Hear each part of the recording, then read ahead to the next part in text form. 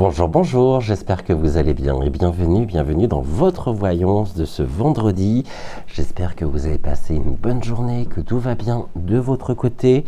Je suis très heureux bien sûr de vous retrouver et j'en profite dès maintenant pour souhaiter un excellent week-end à toutes les personnes qui sont en week-end ce soir et après une semaine, j'imagine, bien chargée et ça y est, on y est, le week-end est là. Autrement, écoutez, tout va. Hein. On fait aller, on va dire ça comme ça. C'est pas encore la grande forme, mais encore dans un état un peu cotonneux, un peu fébrile. Mais bon, ça va quand même beaucoup mieux que le week-end dernier. Aujourd'hui, nous allons continuer l'interprétation concernant bien le con.fli opposant Monsieur Pou à Monsieur Zell. Hier, nous avons donc regardé les deux lignes, puisque j'ai réalisé ce tirage en deux lignes de 5 cartes, et je pensais avoir le temps de pouvoir aborder les différentes associations de cartes, et puis finalement, ça n'a pas été le cas. Et je vous ai demandé hier si vous souhaitiez que je reprenne aujourd'hui l'interprétation et cette voyance. Vous avez été quelques-uns à me dire oui, donc c'est ce que je vous propose ce soir. Évidemment, si vous n'avez pas vu la première partie, je ne peux que vous inviter à regarder et à visionner la vidéo d'hier soir. Merci également, merci pour tous vos likes, vos commentaires, vos partages, et puis si vous me découvrez pour la première fois, n'hésitez surtout pas à vous abonner. Généralement, je suis là du lundi au vendredi à 13h13 avec les énergies des Templiers, avec lesquels nous abordons les 7 vertus célestes, et le soir je suis là du lundi au samedi, parfois le dimanche, ça dépend de mon organisation, de mon planning, et puis de mon état aussi, de mon état de fatigue ou non. Alors le dimanche, je ne suis pas toujours là, ça il faut le savoir. Après ça dépend d'un certain nombre de choses aussi, et puis n'oublions pas non plus que j'ai une vie, une vie à côté de nos rendez-vous, de nos retrouvailles.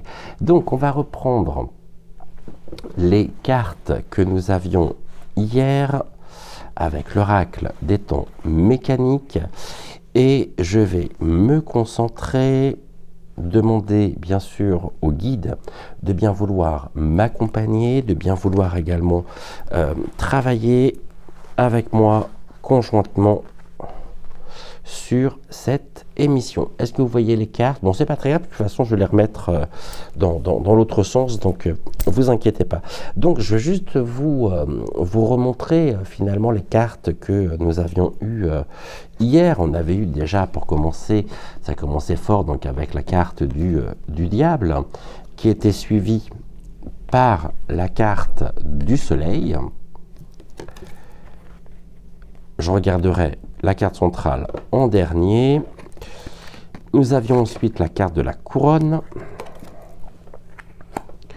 la carte du jeune homme, et en carte centrale, la carte de la bibliothèque que je vous présente. Voici. Ensuite, en deuxième ligne, nous avions eu les alliances sur le diable. Nous avons eu ensuite la lune. Sous la couronne, nous avons eu l'infini. Et enfin, la science. Et la carte centrale était la rose. Donc pour la deuxième ligne, alliance, lune, rose, infini et science. Et aujourd'hui, donc nous allons interpréter les différentes associations de cartes. Voilà pourquoi je vous disais de ne pas vous inquiéter pour les cartes, parce que là vous allez les voir, mais alors parfaitement. Alors, je vais reprendre. Évidemment, je vais essayer de ne pas faire de redites par rapport à ce que j'ai pu évoquer hier. Mais déjà d'emblée, on nous dit que dans ce con.fli, opposant le pays de Monsieur Pou et le pays de Monsieur Zell, eh bien, nous avons des forces en présence, des alliances, et des alliances, pour le coup, qui sont dotées de très très très mauvaises intentions avec le diable. Je vous rappelle que la carte du diable, elle représente et elle symbolise à la fois la manipulation, c'est la tension aussi, la tentation, et les forces de division.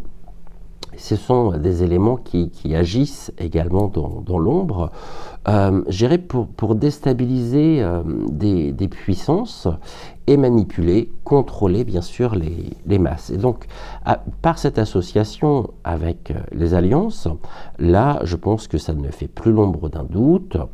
C'est extrêmement clair que ce con.fli, il est avant tout une bataille d'influence.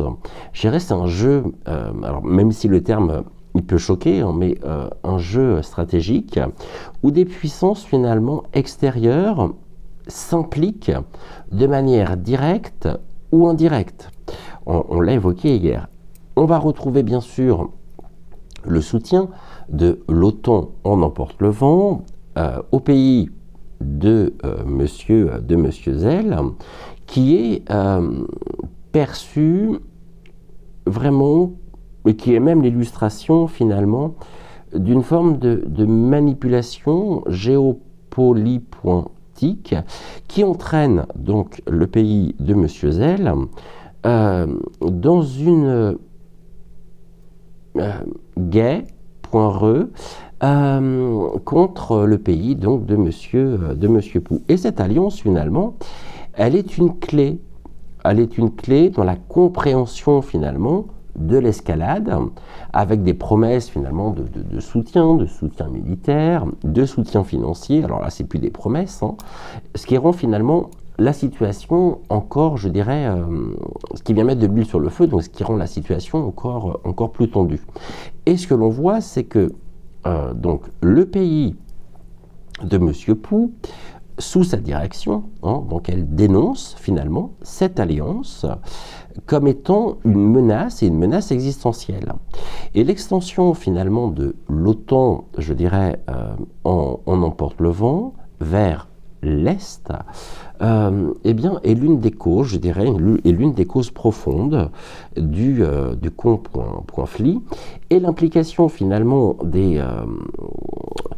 des pays occidentaux dans ce soutien, bien sûr, militaire à Monsieur Zell, eh bien, se transforme en une gay.re, j'irais, mais par procuration finalement. Et donc avec la rue qu'ici, face à cette coalition finalement de puissances diaboliques et de puissances occidentales, ce que nous voyons ici, je dirais, n'est pas seulement un conflit entre deux nations, mais vraiment un affrontement, je dirais, beaucoup plus vaste, où les alliances, pour le coup, les alliances mondiales prennent une place, et une place centrale. Voilà ce que ces deux cartes, pour moi, évoquent. Alors après, évidemment, je ne détiens pas la vérité. Encore une fois, ce n'est qu'une interprétation, c'est la mienne. Et si jamais vous voyez une autre interprétation, n'hésitez pas à me le dire également en commentaire, tout en déformant, comme je le fais, les mots. Nous avons ensuite la carte du soleil et la carte de la lune. Alors là, c'est intéressant finalement, parce qu'on a à la fois la lumière et l'obscurité. Le soleil, en lui-même, il vient incarner la vérité, il vient incarner à la fois la clarté, et puis bien sûr la révélation. Et la lune, je dirais à l'opposé, elle vient représenter l'illusion, la manipulation pue la pointion et surtout la fausse lumière. Et donc, cette association de cartes, elle met finalement, inévitablement, je dirais, en lumière, eh bien, la dualité, je dirais, la dualité des perceptions qui façonnent finalement ce conflit. Et donc, du côté Ox, si vous m'avez suivi hier, vous voyez ce que je veux dire. Hein. Pour ceux qui n'étaient pas là, je vous dirais dental, d'accord, je dis Ox, hein. Eh bien, le pays de Monsieur Zell, il est présenté finalement, et Monsieur Zell, le premier, est présenté comme, je dirais, une victime, et une victime héroïque, et au niveau du narratif officiel, on nous dit qu'il lutte finalement pour sa liberté et son intégrité, donc je dirais territoriale. Cependant, finalement, eh bien, ce que l'on voit, c'est que quand même, n'oublions pas que nous avons la force des alliances diaboliques, y compris à travers le narratif et le narratif officiel. Et depuis ces dernières années, ce que nous voyons, c'est une propagande extrêmement bien orchestrée. C'est-à-dire que la réalité finalement sur le terrain, elle est bien plus complexe que ça. On voit que le rôle du gouv qui ment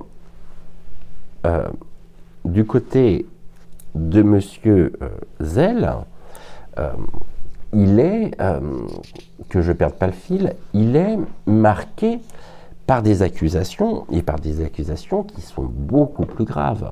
C'est-à-dire, encore une fois, on en parlait hier, mais forcément, je ne peux pas faire l'impasse non plus dessus, c'est-à-dire sur des liens avec des groupes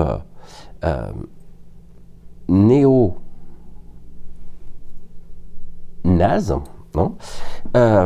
comme, j'en parlais hier, j'ai oublié le nom encore, le bataillon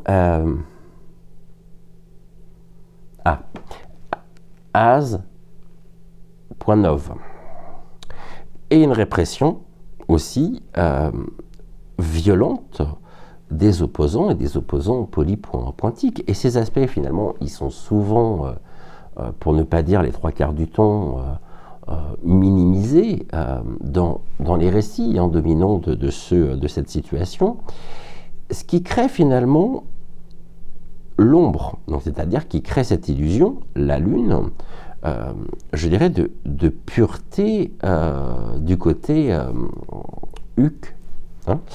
Et le soleil, finalement, quant à lui, il vient représenter la vérité.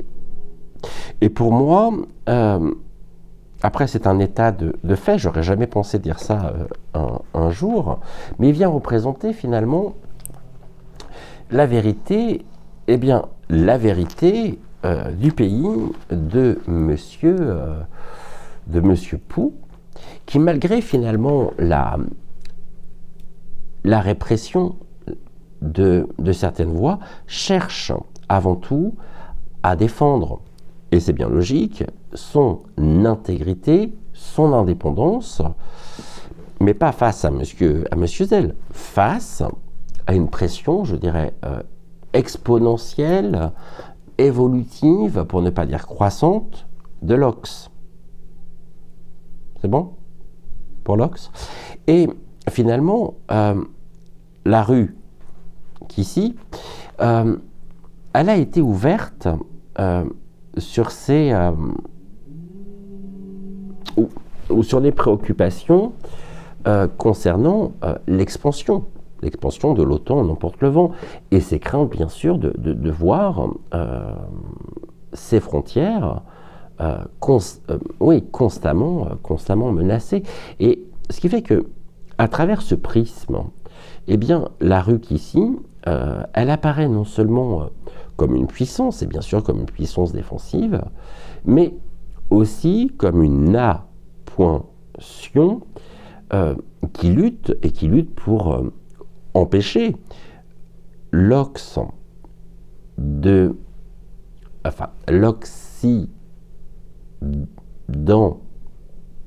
ta.li.za.tion de ces anciennes, et je dirais de ces anciennes sphères d'influence. Ça, c'est très clair. Nous avons ensuite, au niveau donc des cartes suivantes, la carte de la bibliothèque et la carte, elle est là, la carte de la rose. La bibliothèque, elle vient représenter le savoir caché, les informations et les vérités qui se trouvent dans les archives, dans les livres anciens aussi, et les savoirs oubliés. Et la rose, elle est le symbole de la beauté, de l'amour, elle est le symbole également de l'harmonie, mais dans ce contexte, je dirais qu'elle est associée à des idéaux qui sont inaccessibles, dans le sens où on pourrait parler finalement de rêve, en plus sur la carte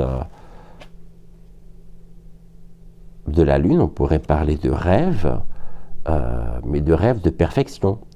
Et ensemble, ces cartes, elles viennent symboliser un appel à la recherche, je dirais, de vérités profondes, mais qui sont dissimulées. Ces deux cartes nous rappellent également, je dirais que derrière le tumulte de la situation, eh bien, il existe des connaissances cachées qui ont commencé, je dirais, elles aussi à gagner de l'ampleur concernant les révélations et qui changent finalement vraiment par les prises de conscience la compréhension du monde. N'oublions pas que nous sommes également sur les cartes centrales.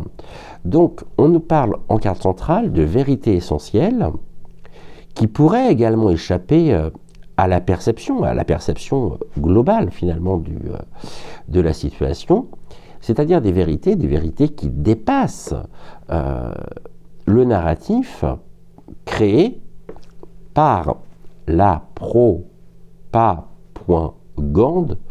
occidentale.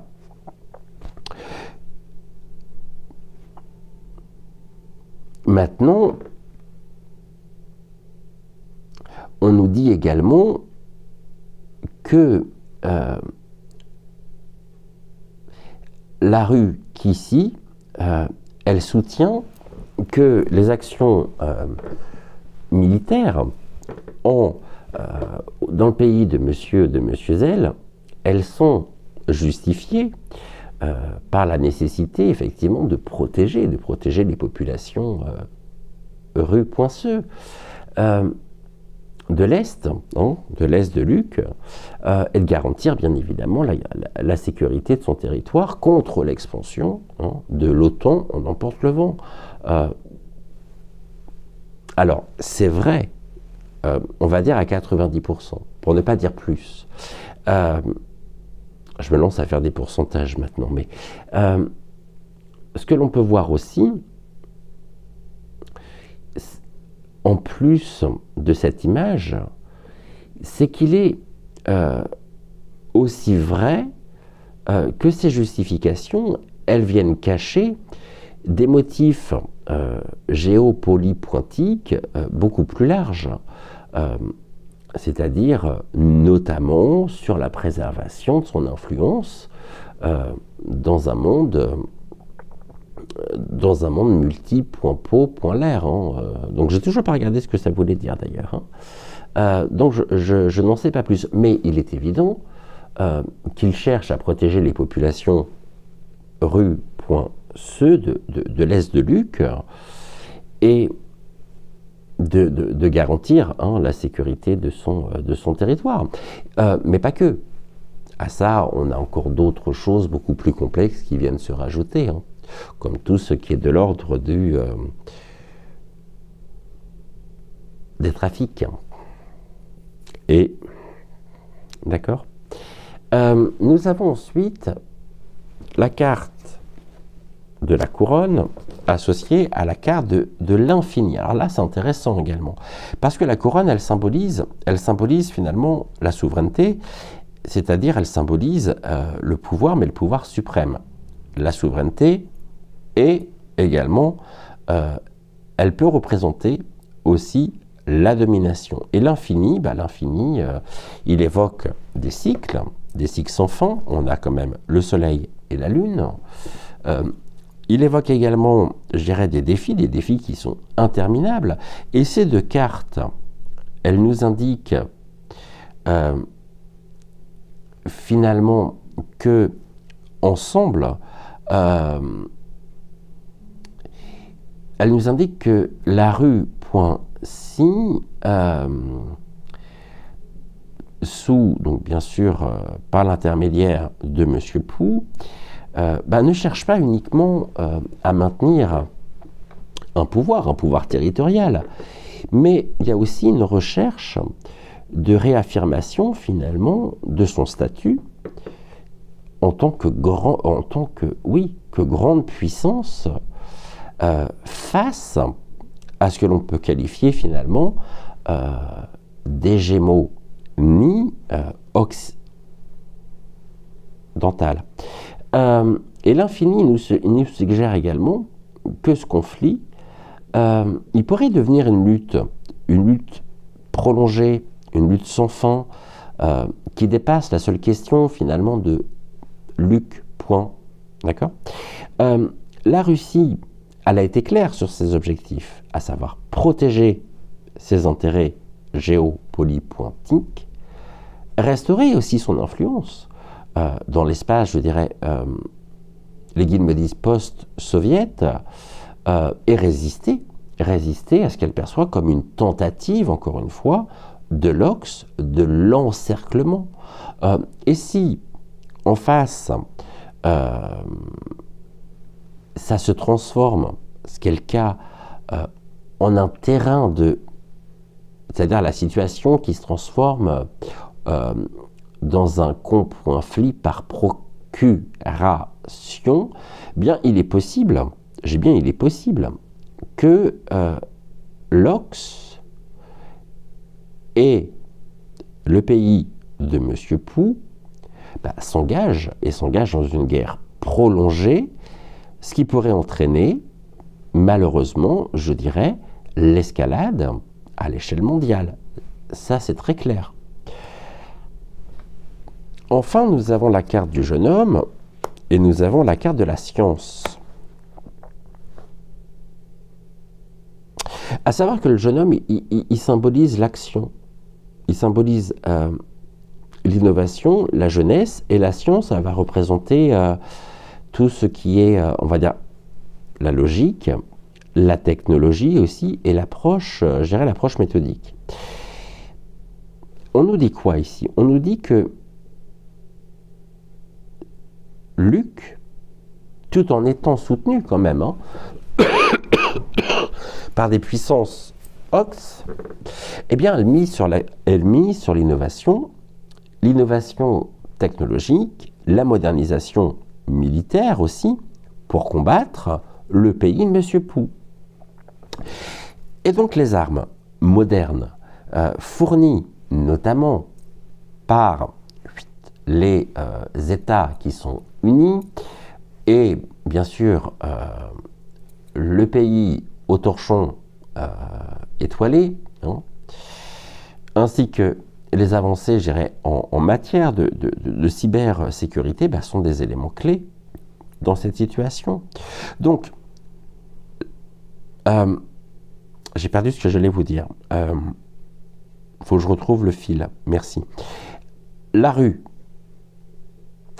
elle est perçue effectivement comme par certains, et même par beaucoup, comme une nation en en déclin, mais n'oublions pas qu'elle possède une arme, et une armée puissante, qui est soutenue par des technologies militaires qui sont avancées, notamment des systèmes de défense aérienne sophistiqués. N'oublions pas non plus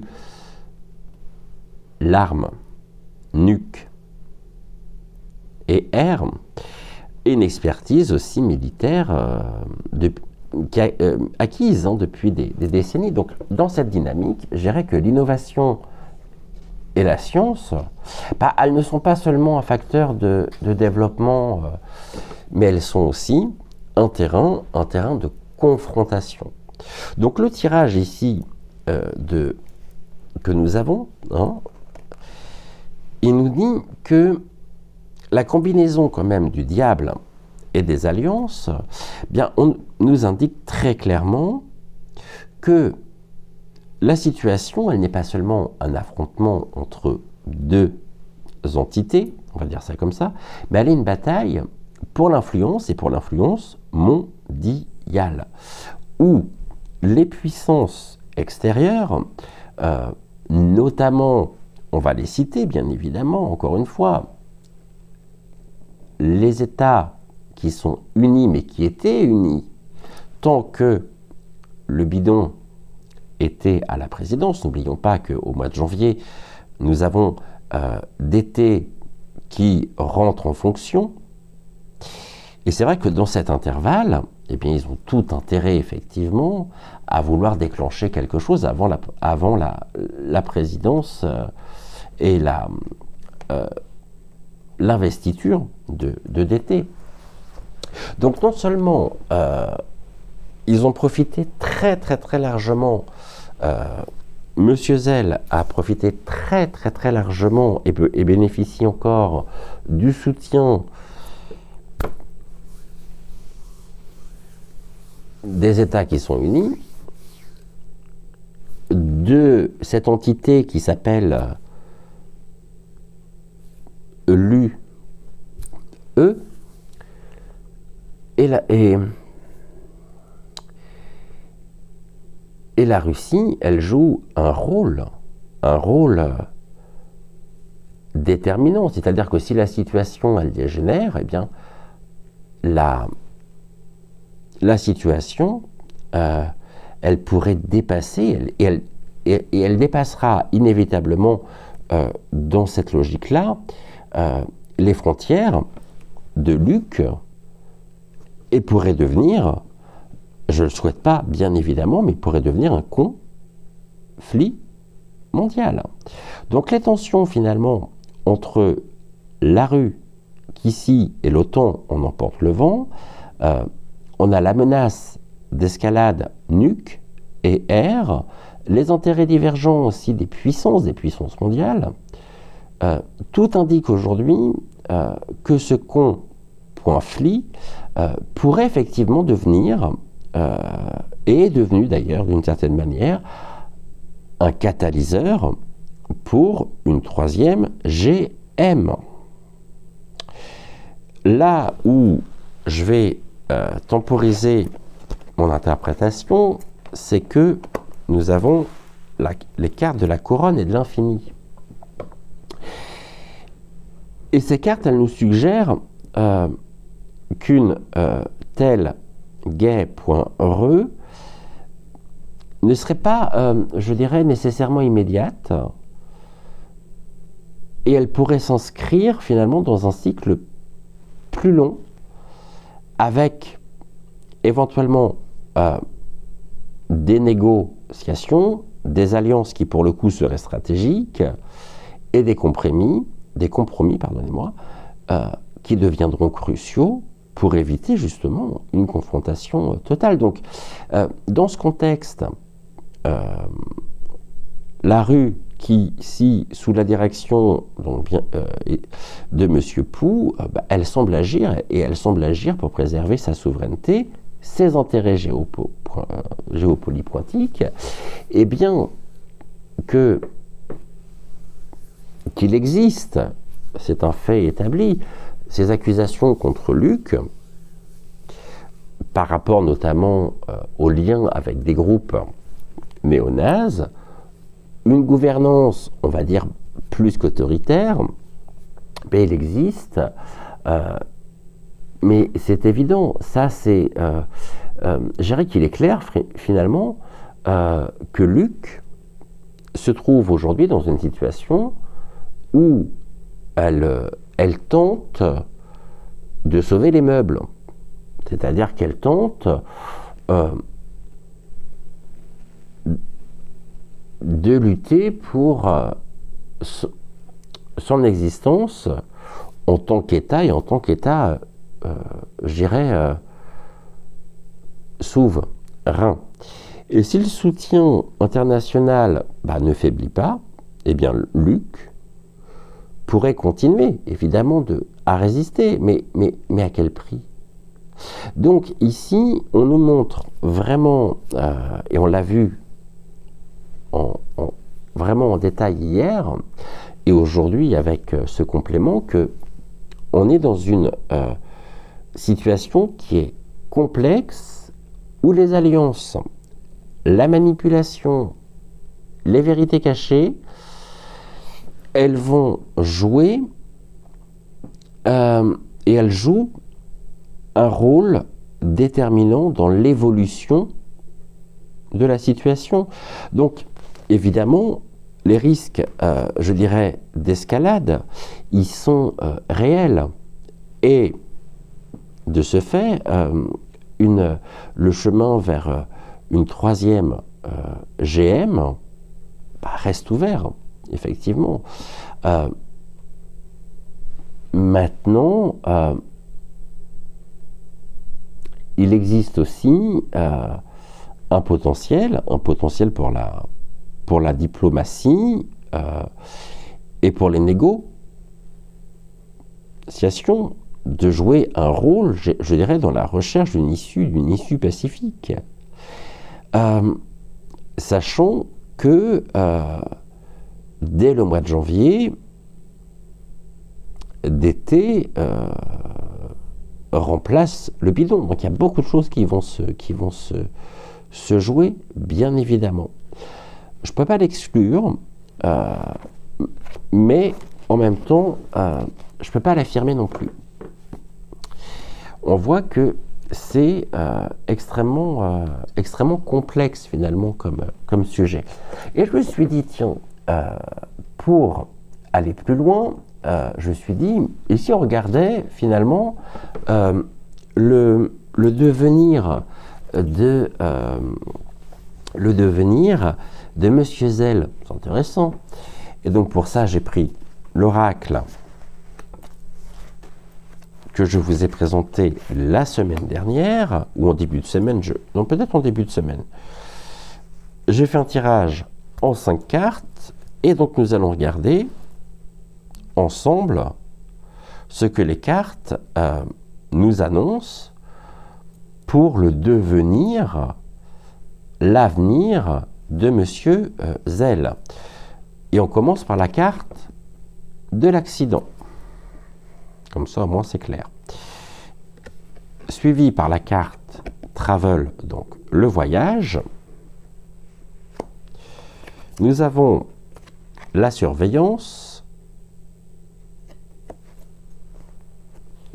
Et nous avons le désastre humain, le désastre généré et créé par l'homme. Ça nous parle bien déjà. Hein. Je découvre les cartes en même temps que vous. Hein. Puis là, nous avons le cadeau au milieu.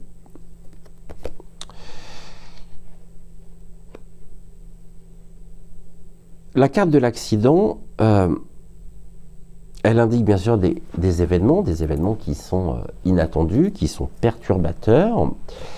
Elle évoque aussi des situations qui échappent au contrôle, je dirais au contrôle direct, et dont, par rapport au sujet, elle peut aussi représenter, je dirais, des revers dans la stratégie polypointique ou millipointaire, c'est-à-dire des imprévus, également dans les relations internationales ou des failles dans l'organisation. Et donc pour M. Zell, la carte de l'accident, elle peut signifier des difficultés majeures à venir, qui seront liées à une mauvaise anticipation ou des actions précipitées. Mais pas que. J'y reviendrai parce que j'ai une deuxième lecture qui se dessine par rapport à l'accident et au voyage.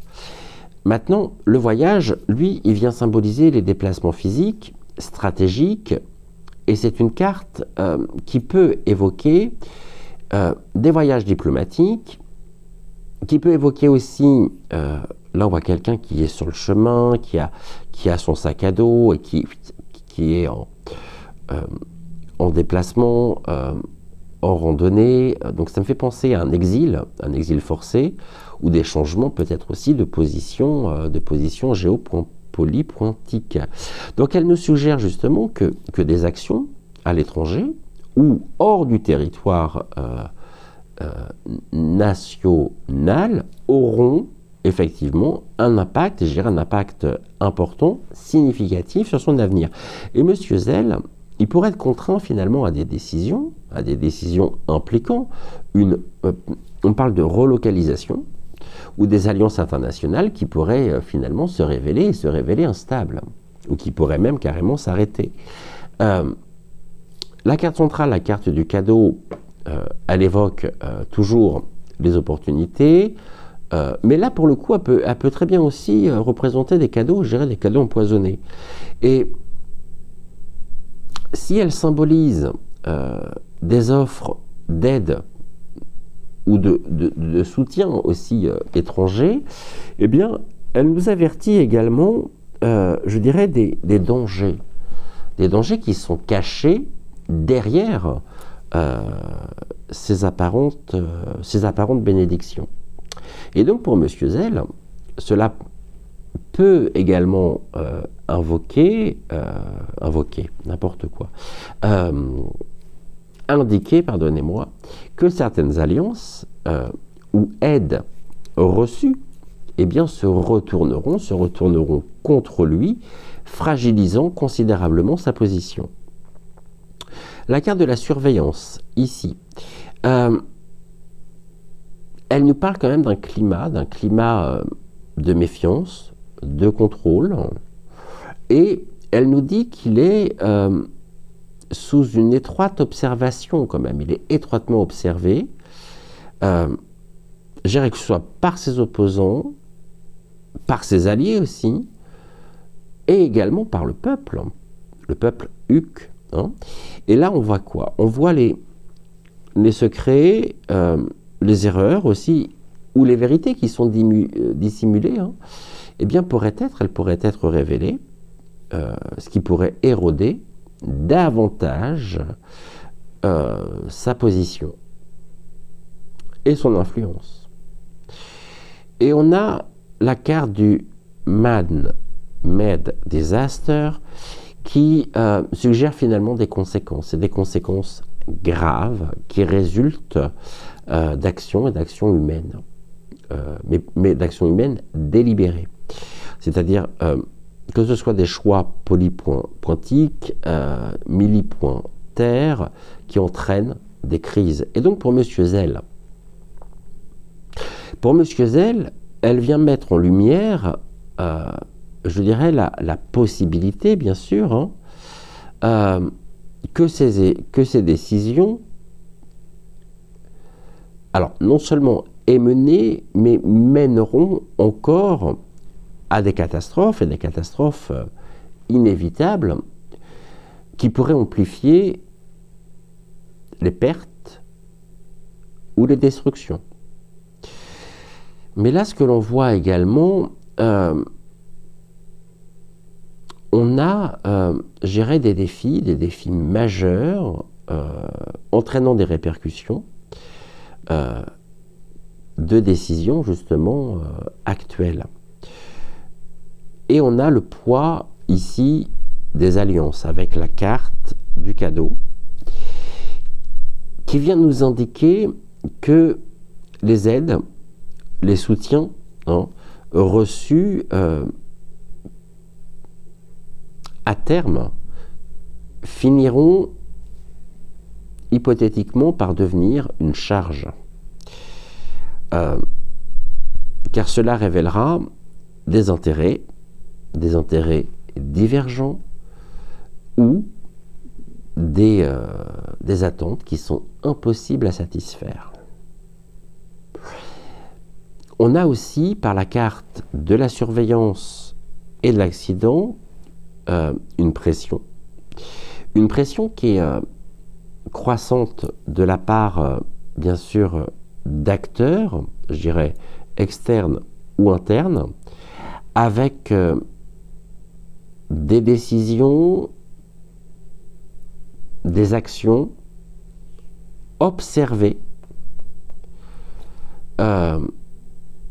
et qui pourront être utilisées contre lui.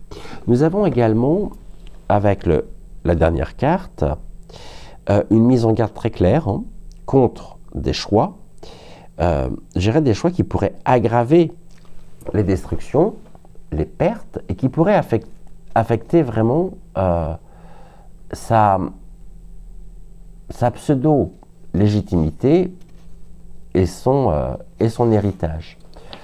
Donc ici, on nous dit que M. Zell, il se trouve dans une position extrêmement délicate, où chaque mouvement est scruté, et où chacun des choix, donc chaque choix, peut avoir des conséquences, et des conséquences majeures.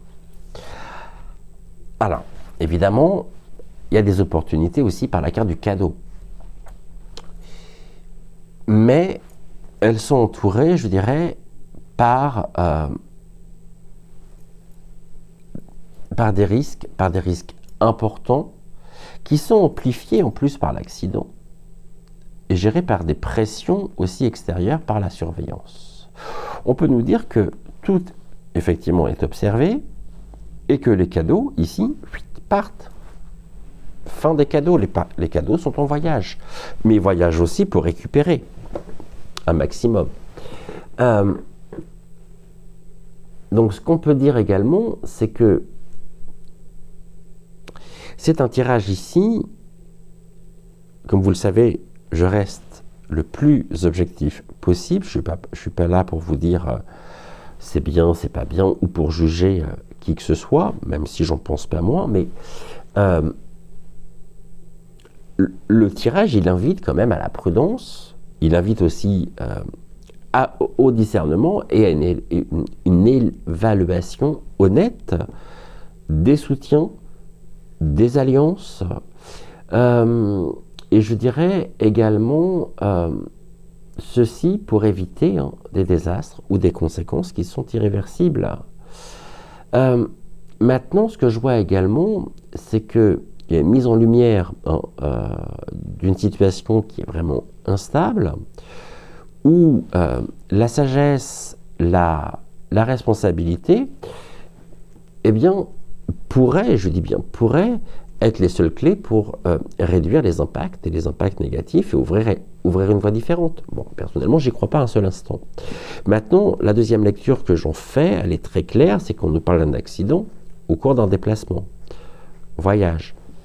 Alors peut-être pas forcément en avion, mais on imagine bien qu'il ne va pas prendre le train pour se déplacer. Donc, potentiellement, on peut nous parler aussi à l'avenir d'un accident au cours d'un déplacement, au cours d'un voyage. Et même, d'une certaine manière, avec les autres cartes aussi. C'est-à-dire que l'accident l'accident sur le voyage, tout de suite, moi j'y ai pensé.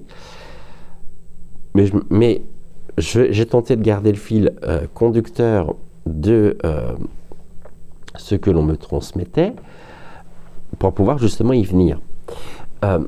Ici, ce que je vois, c'est qu'il y a potentiellement, effectivement, un risque qui peut être un cadeau pour certains, même si je souhaite la mort de personne, d'un accident survenant lors d'un déplacement. La carte de l'accident, elle est très claire, c'est une indication directe d'un événement inattendu, d'un événement perturbateur qui est géré souvent associés à des incidents imprévus. Le travel, le voyage, le déplacement, les mouvements stratégiques, c'est une carte qui suggère que l'accident aussi